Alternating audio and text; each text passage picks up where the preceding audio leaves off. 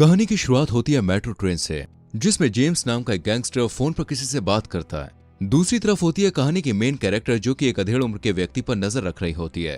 तभी उस अधेड़ आदमी का न्यूज़पेपर एक लेडी से टकरा कर कहीं गुम हो जाता है।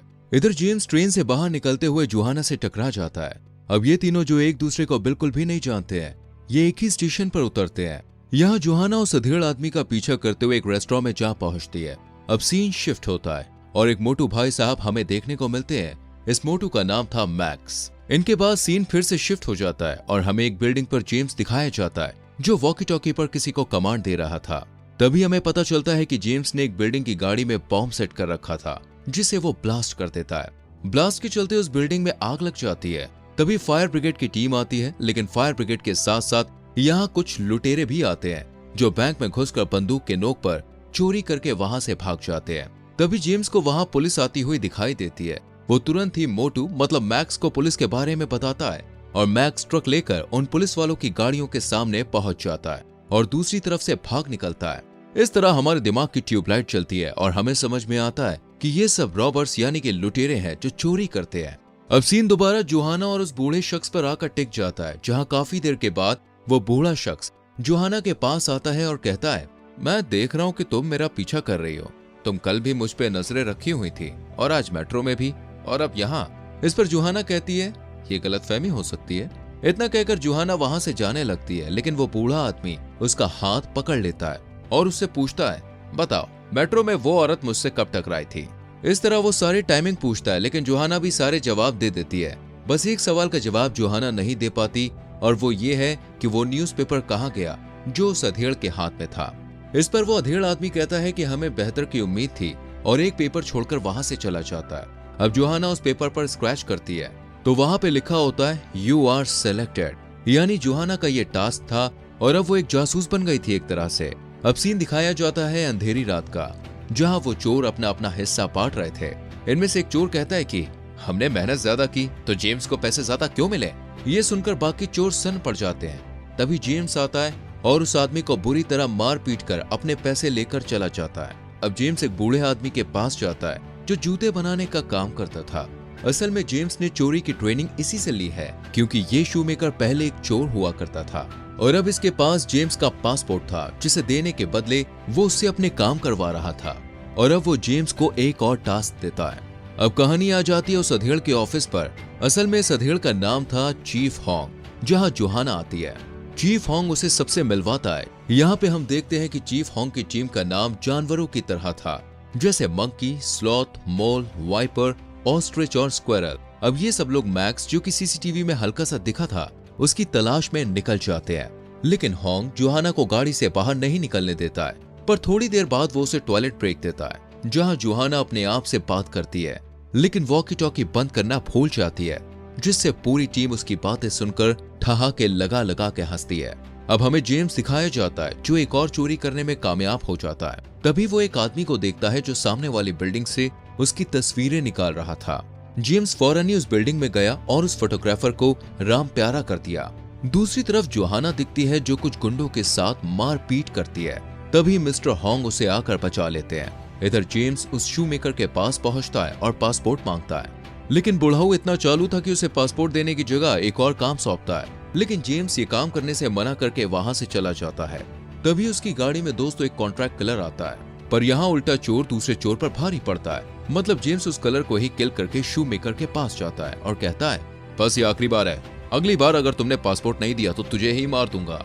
इस पर वो बूढ़ा बत्तीसी चमकाता है और जेम्स वहां से चला जाता है। वहीं लगभग 17 दिनों तक मिस्टर हॉन्ग और उनकी टीम भी जेम्स की तलाश में उसी एरिया पर रोजाना पहरेदारी कर रही होती है।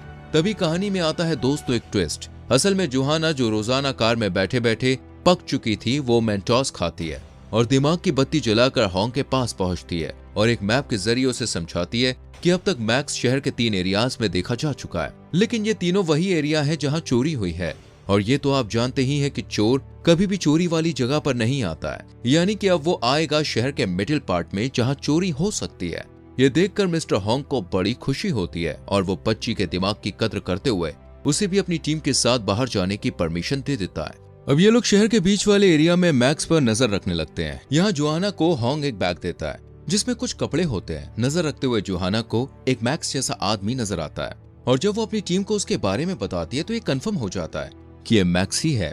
तभी होंग जोहाना को कहता है कि अपना लुक बदल दो ताकि वो तुम पर शक ना कर पाए। इस पर जोहाना चलते चलते ही कॉप से एक नॉर्मल गर्ल में परिवर्तित हो जाती है। तभी वो आदमी बोले तो मोटू एक दुकान में जाता है जहाँ स्क्विरल पीछे के दरवाजे से जाकर उसका असली चेहरा देख लेता है और उसे पहचान लेता है। इसके बाद जोहाना कुछ सिक्के पर्स में भरकर मैक्स के साथ एक ही लिफ्ट में सवार हो जाती है और जब मैक्स अपने कमरे में जा रहा होता है तो जोहाना अपने सिक्के गिराकर उन्हें उठाने के बहाने उसका कमरा नंबर देख लेती है। अब जोहाना वहां से चली जाती है और स्क्वायर वहां आकर कई सारे स्पाई कैमरा उसके घर के बाहर लगा देता है। इस तरह ये लोग मैक्स पर नजर रखने लग जाते हैं।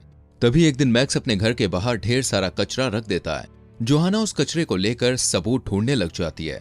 यहाँ उसके साथ होंग भी होता है। तभी दोनों को कचरे में कुछ कागज के टुकड़े नजर आते हैं जिन्हें एक साथ रखने पर पता चलता है ये एक सुडोकू पजल है जिसे किसी ने जानबूझकर गलत खेला है। जोहाना इस बारे में पता लगाती है। अगले दिन मिस्टर होंग उस बिल्डिंग में पहुंचता है जहां जेम्स ने उस फोटोग्राफर को मारा था। घंटों दिमाग मारने के बाद होंग को समझ में आता है कोई चोरों को चोरी वाले स्पॉट के सामने वाली बिल्डिंग पर चढ़कर निगरानी करता है या उन्हें कमांड करता है। वहीं होंग की टीम को पता चल जाता है कि पजल का रॉन्ग आंसर असल में शहर के स्टॉक मार्केट का आईपी एड्रेस था, यानी अब चोरी यहाँ होने वाली थी। इधर मिस्टर होंग की टीम इन चोरों के अपार्टमेंट में स्पाई कैमरा लगाकर ये पता कर लेती है यही वो चोर हैं जो बैंक में चोरी कर रहे हैं। चोरों की मीटिंग खत्म होते ही होंग इनके पीछे जा ही रहा होता है कि तभी उसकी नजर जेम्स पर पड़ती है, पर वो उस पर इतना ध्यान नहीं देता है। अब जेम्स स्टॉक मार्केट के सामने वाली बिल्डिंग पर जाता है और पुलिस को देखकर अपने चेले चपाटियों से कहता है कि वापस आओ, अब हम चोरी नहीं कर पाएंगे। और इतना कहकर वो बिल्डिंग के नीचे उतरने लगता है, लेकिन मिस्टर होंग उसी बिल्डिंग के टॉप पर जा रहे होते हैं। ये बात जेम्स को पता चल जाती है और वो जैसे तैसे खिड़की से कूदकर वहां से भाग निकलता है। इधर चोरों और पुलिस के बीच चोर पुलिस का खेल होता है और एक लॉन्ग ड्राइव के बाद जो एक्सीडेंट होता है उसमें सभी चोर मारे जाते हैं।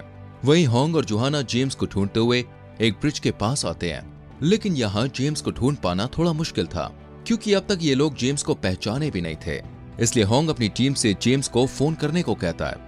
असल में दोस्तों ये लोग सैटेलाइट के थ्रू जेम्स का नंबर ट्रैक कर चुके थे। अब एजेंसी के कॉल करने पर जेम्स फोन उठाता है, लेकिन उसके साथ साथ 3 लोग और फोन पर बात करना शुरू कर देते हैं। ऐसे में पता लगाना मुश्किल हो गया कि जेम्स है कौन, लेकिन जेम्स को समझ में आ गया कि ये उसे फंसाने की एक चाल है। इसलिए वो फोन को स्विच ऑफ करके बात करने का नाटक करते हुए होंग के सामने से निकलने की कोशिश करता है। लेकिन तभी होंग की नजर उस पर पड़ती है और उसे याद आता है कि ये तो शेयर मार्केट वाले स्पॉट पर भी था, अब यहाँ भी है, मतलब यही हमारा शिकार है। होंग जेम्स का पीछा करने लगता है। वहीं जेम्स भागता हुआ मेन रोड पर आ जाता है जहाँ स्क्विरल ट्रैफिक पुलिस के कपड़ों में उससे आईडी प्रूफ मांगने लगता है। दूसरी तरफ जोहाना ये देख रही होती है, तभी उसे कुछ गड़बड़ नजर आती है और जब वो स्क्विरल के पास जाती है तो देखती है जेम्स ने किसी नुकीली चीज से उसकी गर्दन पर वार किया है। मिस्टर होंग और जोहाना स्क्विरल को फौरन हॉस्पिटल लेकर पहुंचते हैं, लेकिन स्क्विरल को बचा नहीं पाते। इधर जेम्स उस शू मेकर को मारकर अपना पासपोर्ट ले लेता है। कुछ दिन बाद जोहाना अपने घर पर होती है, तभी उसे अपना पहला दिन याद आता है जब वो उस ट्रेन में थी। तभी उसके दिमाग की बत्ती फिर से चलती है और उसे याद आता है कि ट्रेन में उससे एक शख्स टकराया था और वो जेम्स ही था और उसके हाथ में एक पोस्टर था, यानी वो किसी मार्केट का रेगुलर कस्टमर होता है। इस तरह जोहाना समझ जाती है कि आज संडे यानी कि रविवार है और जेम्स आज मार्केट में जरूर आएगा। अब जोहाना भी उस मार्केट में पहुंच जाती है, तभी उसे जेम्स जैसा एक आदमी नजर आता है। जोहाना होंग को सब बता देती है। इतने में जेम्स एक मार्केट के अंदर घुसता है। वो उसके पीछे पीछे उसी मार्केट में चली जाती है। तभी जेम्स उसके पास आता है और कहता है, तो मेरा पीछा क्यों कर रही हो? अब जोहाना कुछ कह पाती है इससे पहले ही वहां मिस्टर होंग पहुंच जाते हैं और जेम्स वहां से उठकर चला जाता है। अब जोहाना देखती है कि जेम्स टेबल पर रखा चाकू उठाकर लेके आए। वहीं मिस्टर होंग जेम्स का पीछा करते हुए उसके पीछे जाते हैं। जोहाना फौरन वहां जाती है और देखती है कि जेम्स ने होंग को चाकू मारकर घायल कर दिया है, लेकिन होंग के कहने पर जोहाना जेम्स के पीछे जाती है, पर तेज बारिश की वजह से वो उसे देख नहीं पाती। लेकिन जैसे ही बारिश रुकती है तो वो उसे देख लेती है। इधर एजेंसी के लोगों ने होंग को बचा लिया था। अब वो सब जोहाना पर सैटेलाइट के जरिए नजर रखते हैं, लेकिन कुछ देर के बाद ही सैटेलाइट का सिग्नल डेड हो जाता है। सिग्नल डेड होते ही होंग दिमाग दौड़ाता है तो उसे समझ में आता है कि शहर का बाउंड्री वाला एरिया ही है जहां इस समय सैटेलाइट सिग्नल डेड है। अब ये सब उसी जगह के लिए निकल जाते हैं। यहाँ जोहाना एकदम अकेली होती है, तभी जेम्स आकर उस पर बंदूक तान देता है, लेकिन एजेंसी के भेजे पुलिस वाले भी वहां पहुंच जाते हैं और जोहाना जैसे तैसे करके जेम्स के चंगुल से खुद को छुड़ा लेती है। लेकिन खुद को फंसता देख जेम्स ट्रेन के उस पार कूदकर भागने लगता है।